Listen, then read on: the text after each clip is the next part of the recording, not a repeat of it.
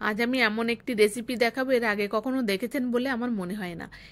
100 গ্রাম সুজি, 70 গ্রাম চিনি, 2 চামচ ময়দা, 2 চামচ কোকোনাট পাউডার, অল্প একটু লবণ, হাফ চামচ বেকিং পাউডার আর অল্প একটু বেকিং সোডা দিয়ে ভালো করে আমি মিশিয়ে নেব। মেশানো হয়ে গেলে এখানে 1 কাপ দুধ দিয়ে ভালো করে আবার মিশিয়ে 10 মিনিট রেখে দেবো। 10 মিনিট পরে আবার একটু মিক্সড করে নেব।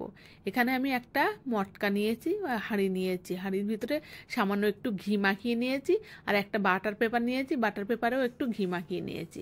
এবার আমি ব্যাটারটা ঢেলে দিলাম, দিয়ে হালকা হালকা করে একটু ট্যাপ করে নেব। এখানে আমি জল ফুটতে দিয়েছি, জলের ভিতরে হাঁড়িটা বসিয়ে দিয়ে আমি 40 মিনিট ফুটতে দেব। তারপরে আমি এখানে দেখুন কত সুন্দর হয়েছে, দেখুন একটু। এখানে দুধের ভিতরে আমি 1 চামচ চিনি দিয়ে ভালো করে ফুটিয়ে একটু মালাই মতো করে নেব। এবার আমি কেকের ভিতরে একটা কাঠি দিয়ে ভালো করে ছিদ্র করে নেব। মালাইটা দিলে একদম যাতে ভিতর পর্যন্ত পৌঁছে যায়। মালাইটা কিন্তু একটু হালকা হালকা রাখবেন, বেশি ঘন করবেন না মালাইটা। এবার উপর থেকে আমি একটু চেরি কুচি ছড়িয়ে দিলাম।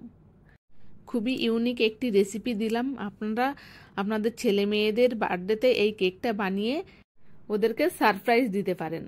আর কমেন্টে আমাকে জানাবেন কেমন হয়েছিল।